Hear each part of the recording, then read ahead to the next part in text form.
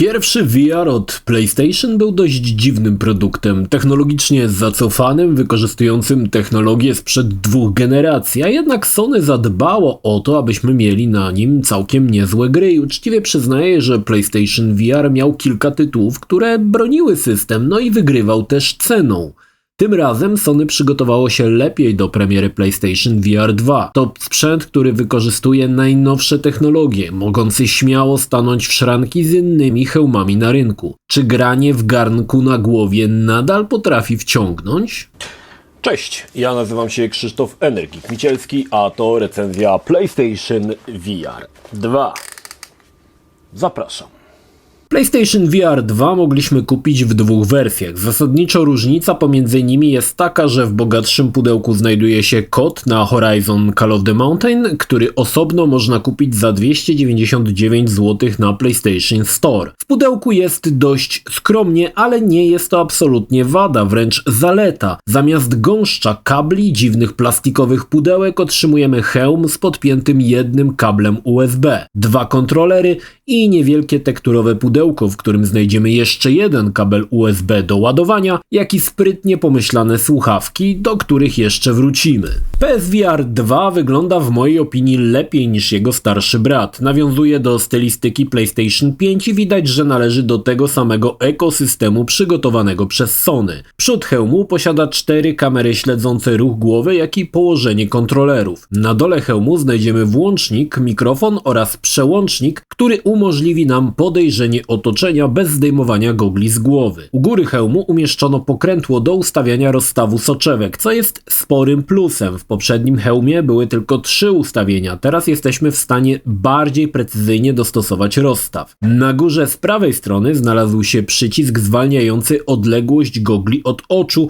i pełniący identyczną rolę jak w pierwszej wersji hełmu. Środek VR-a pokryty jest materiałem przypominającym gumę i to jest bardzo istotną zmianą. Poprzedni skóropodobny materiał pod wpływem potu szybko pękał i schodził i wyglądało to koszmarnie. I dodam, że mój hełm nie jest wyjątkiem. Na necie znajdziecie masę osób z tym samym problemem. Mam nadzieję, że materiał z PSVR 2 będzie o wiele bardziej trwały. Hełm dostał ponownie twardą opaskę na głowę. Na jej tyle znajdziemy przycisk zwalniający, dzięki czemu możemy ją rozsunąć i spokojnie założyć gogle na głowę. Następnie docisnąć opaskę i wyregulować nacisk pokrętłem z tyłu. Po 2 stronach opaski mamy specjalne otwory, w których możemy włożyć douszne słuchawki. I to jest fajny bajer, bo słuchawki dodawane do zestawu są na specjalnym pałąku, więc podpinamy je do hełmu, a same słuchawki wkładamy w otwory w opasce. Fajne rozwiązanie. Jeśli chcemy słuchać dźwięków z gry, po prostu przekładamy je do uszu. Zrealizowano to pomysłowo, bo ponownie zmniejsza to ilość denerwujących kabli. Jak wspomniałem, hełm łączy się z konsolą tylko jednym kablem o długości 4,5 metra poprzez port USB-C. Szybko i schludnie. Przyznam, że podłączanie pierwszej wersji PlayStation VR było dla mnie dość traumatycznym wydarzeniem. Fajnie prezentują się kontrolery, mają dość kosmiczny kształt i ponownie nawiązują do stylistyki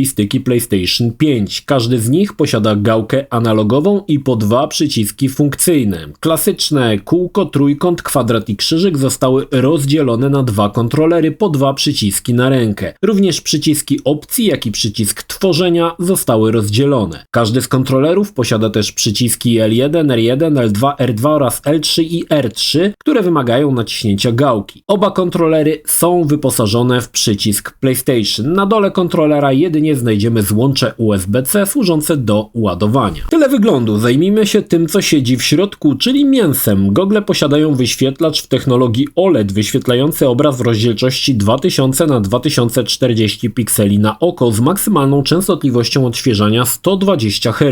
Pole widzenia wynosi 110 stopni, o 10 stopni więcej niż w pierwszym PlayStation VR. Największym bajerem gogli, którego trochę się obawiałem, jest eye tracking, czyli śledzenie źrenic. Przez jakiś czas sądziłem, że Sony albo się z tego wycofa, albo wprowadzi to w późniejszym terminie, ale nie. Funkcjonalność jest dostępna i działa znakomicie, ale do tego jeszcze wrócimy. Gogle mają też wbudowaną funkcję wibracji. Również kontrolery są naszpikowane technologią. Znajdziemy tutaj czujniki ruchu w 6 osiach, czujnik pojemnościowy do wykrywania dotyku palcami oraz śledzenia pozycji. Obydwa kontrolery są wyposażone też w adaptacyjne triggery znane z DualSense'a. Kontrolery kontrolery porozumiewają się z hełmem za pomocą Bluetootha 5.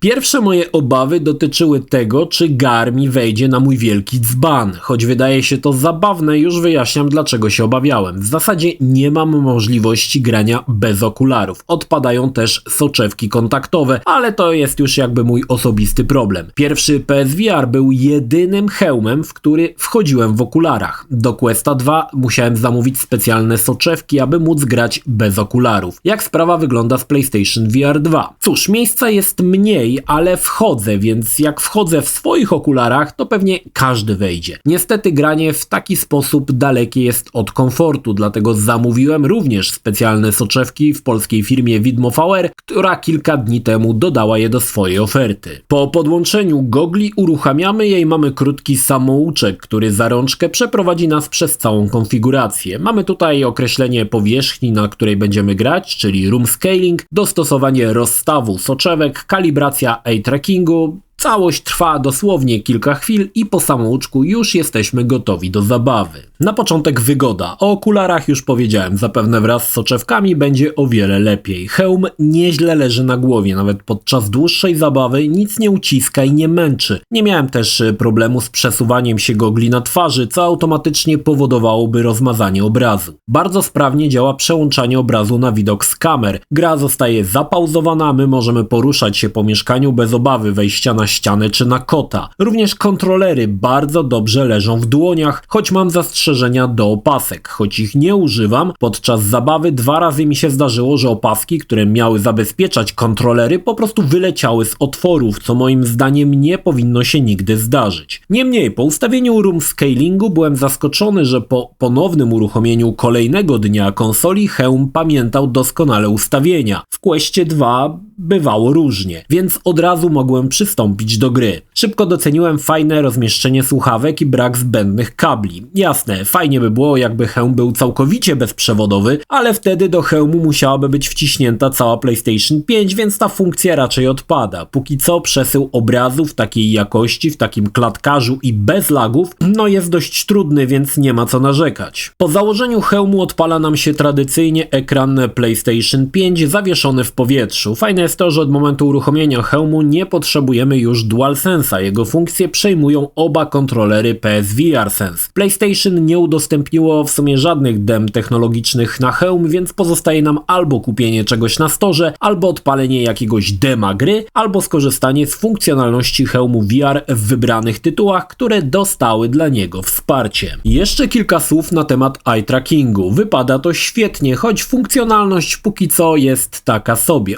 W Horizonie wystarczy spojrzeć na daną opcję i ona się podświetla. Działa to bardzo dobrze i nie miałem problemów, choć bardzo często o tej funkcji po prostu zapominałem, bo z przyzwyczajenia obracałem głowę zamiast ruszać gałami. Póki co to popierdółka, ale przyszłość szykuje już ciekawe niespodzianki. Na przykład w Switchback gra ma korzystać z tego, że hełm widzi, na co patrzymy. Jakie to da możliwości? Na przykład straszenie nas dokładnie z tych miejsc, na które patrzymy. Czuję, że będzie tutaj grubo. Z pierwszych zapowiedzi wiemy też, że mrugnięcie oczami spowoduje na przykład przestawianie w pokoju manekinów. Brzmi to naprawdę srogo i mam nadzieję, że doczekamy się szerszego zastosowania tej technologii. Zacznijmy od najważniejszego, czyli gier. Na początek Horizon Call of the Mountain. To tytuł, który powinien i w sumie jest sprzedawany z hełmem. Recenzja gry jeszcze się pojawi, ale ta gra doskonale pokazuje możliwości sprzętu Sony. Można by powiedzieć, że to swego rodzaju demo technologiczne systemu. Nie będzie wielkim błędem, jeśli powiem, że Horizon dla PlayStation VR 2 jest tym, czym był Half-Life Alyx dla indeksów. Nasuwa się jednak ciekawe pytanie, co będzie dalej i czy będzie dalej? Czy tej jakości gry jeszcze powstaną, czy po pierwszym efekcie wow zostaniemy skazani na minigierki i popierdółki z PlayStation Store? Oculus i indeksy miały tą przewagę, że ciężar tworzenia produkcji spadł na deweloperów, owszem, ale i na niezależnych twórców, którzy zaczęli produkować porty znanych znanych i lubianych gier na wersję VR. Tutaj nie będzie o tym mowy, bo PlayStation VR 2 to system zamknięty. Oczywiście pewnie do jakiegoś momentu, aż hakerzy go w końcu nie złamią, ale wciąż. Bardzo bym chciał, aby deweloperzy nie osiedli na laurach po Horizonie i wypluwali co jakiś czas tej jakości tytuły. Czy to możliwe? Kurczę, powiem szczerze, że wątpię. Rynek VR to jednak nisza, dość spora, ale nadal nisza, a PlayStation VR 2 to nisza w niszy. Czy deweloperom będzie się opłacało robić gry, których sprzedaż będzie mocno nieokreślona i niepewna? Chciałbym się mylić, wszak PlayStation VR miał podobnie, a jednak dostaliśmy świetne tytuły w późniejszym okresie, jak Blood and Truth,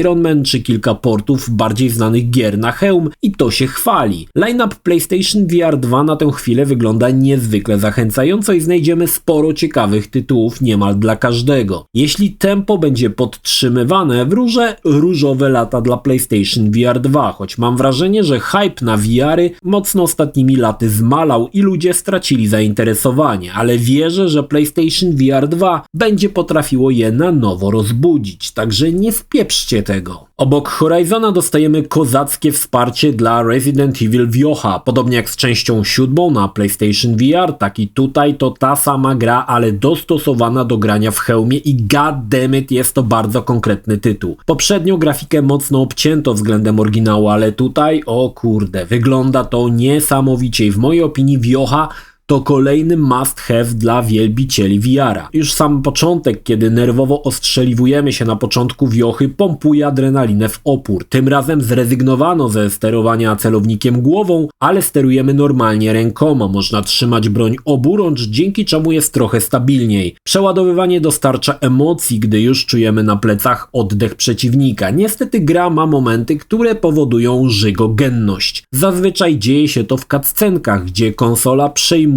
ruch kamerą. Nie jest to zbytnio przyjemne, jednak nawet pomimo to Viocha to mega solidny tytuł na VR-a i nie skłamię, jeśli powiem, że odkrywa się grę na nowo w zupełnie nowym doświadczeniu. Gran Turismo również doczekało się update'u. Poprzednio było cóż, biednie w opór. Tym razem mamy pełen wypas. Jazda furką jest świetna. Wszystkie przyrządy działają, wszystkie lusterka wyświetlają odpowiedni obraz. Szło mi nawet lepiej niż na telewizorze, bo łatwiej czuć samochód. Jazda w deszczu dostarcza naprawdę spore emocji. Możliwość rozglądania się po samochodzie daje poczucie siedzenia w środku. Jak dla mnie absolutna rewelacja i to kolejny must have dla posiadaczy PSVR 2. Niestety osoby, które cierpią na chorobę lokomocyjną również nie będą mogły używać PSVR 2, choć wiele gier stosuje wspomagacze jak obroty o określoną ilość stopni czy zaciemnienie krawędzi, to jednak nie wystarczy. Jeśli nie mogliście grać na pierwszym hełmie, tutaj będzie identycznie. Czy czuć dużą zmianę w stosunku do poprzedniej wersji? Na pewno w precyzji sterowania. Kontrolery to nie różdżki, nad którymi czasami ciężko było zapanować, choć i w tym wypadku przy gorszym oświetleniu kontrolery potrafią się zgubić, choć jest to raczej sporadyczne. PlayStation VR 2 wymaga też sporo miejsca, około 4 m2, jeśli chcemy grać stojąc. W moim przypadku miałem jakieś 1,5 na 1,5 metra i nie było problemu, choć nazbyt często wkładałem łapy w wirtualne ściany. Czy PlayStation VR 2 robi wrażenie? Cóż, to zależy. Jeśli nie miałeś nigdy hełmu na głowie, to zrobi kolosalne wrażenie. Jeśli miałeś jakikolwiek, no to raczej nie. Gry owszem, wyglądają o wiele lepiej niż na PlayStation VR i co do tego nie ma wątpliwości, ale we mnie nie wywołało to jakiegoś wielkiego efektu wow. Owszem, Horizon potrafi w kilku miejscach zaskoczyć i pokazać pazur, ale problemem tej gry jest coś innego, o czym powiem w recenzji. Paradoksalnie najlepiej grało mi się w Gran Turismo, które zostało naprawdę świetnie przygotowane do korzystania z VR-a. Jeśli masz do tego kierownicę i inne ustrojstwa, podejrzewam, że granie w ten sposób będzie wyjątkowo mocarnym doświadczeniem. Zerknąłem jeszcze 2 gry, do których kody dostałem od PlayOn Polska. Unplugged Guitar to granie na powietrznej gitarze. Mnie to nie bawiło, ale pewnie znajdą się maniacy, zwłaszcza, że nie musimy kupować do gry kolejnego plastikowego klamota. Townsman to gra podobna do Settlersów, ale zbyt skomplikowana na VR-a z dziwnym przesuwaniem i oddalaniem kamery, które powoduje nieprzyjemne skręcanie żołądka. Przeszedłem zaledwie tutorial i już miałem jej serdecznie dosyć. Czy warto nabyć PlayStation VR 2? Cóż, jeśli miałeś pierwszą wersję wersję, to dwójka jest naturalnym jej przedłużeniem. Nie jest to rewolucja, ale bardziej ewolucja i to w tą dobrą stronę. Sony przygotowało na start całkiem niezły line-up tytułów i pierwszym, który powinniście sprawdzić, jest zdecydowanie Horizon. Obawy, jakie mam względem PSVR 2, to te, o których już wcześniej wspomniałem. Czy jakość gier dotrzyma kroku technologii? Czy po pierwszym zachłyśnięciu się możliwościami będziemy skazani na popierdółki? Pożyjemy, zobaczymy. Na pewno jeśli jest to twój pierwszy hełm, warto przed zakupem założyć go na głowę i sprawdzić, czy jest to dla was, bo to, że jest to nowa technologia, nie znaczy, że oszuka wasz organizm. Niektórzy nie mogą grać w VR-a i trzeba się z tym pogodzić. PlayStation VR 2 nie ma jakiejś magicznej sztuczki, która sprawi, że każdy będzie czuł się komfortowo. Posiada wszystkie wady, ale i zalety hełmów do rzeczywistości wirtualnej, dlatego kupno w ciemno nie jest dobrym pomysłem, chyba że masz już jakieś doświadczenie. Pozostaje jeszcze najważniejszy czynnik – cena. Tym razem nie jest niska. Za wersję bez Horizona zapłacimy 2999 zł, za wersję z Horizonem 3199 zł. Która bardziej opłacalna? Jeśli wiesz, że na pewno będziesz ogrywał Horizona, to w bundlu wyjdziecie stówkę taniej. Jeśli na Horizona kładziesz żur, no to wiadomo, lepiej kupić Golasa. Co dalej? No cóż, kurz po premierze opadł zaskakująco szybko. Ci co chcieli to mają, ci co się wahają, może ich ta recenzja przekona, przeciwnikom VR-a zdania na pewno nie zmieni. Czekamy na kolejny ruch i dobre gry AAA, które pokażą moc sprzętu, bo tego najbardziej potrzeba, aby hełmy zaczęły się sprzedawać i zyskiwać coraz większą popularność. Jeśli film Ci się podobał, zachęcam do subskrypcji lub wsparcia mojego kanału na portalu patronite.pl. Film o podobnej tematyce znajdziesz tutaj, natomiast z drugiej strony znajdziesz film wygenerowany przez platformę YouTube'a. Zachęcam również do odwiedzenia moich social mediów, grupy Energikowcy na Facebooku oraz serwera Discord.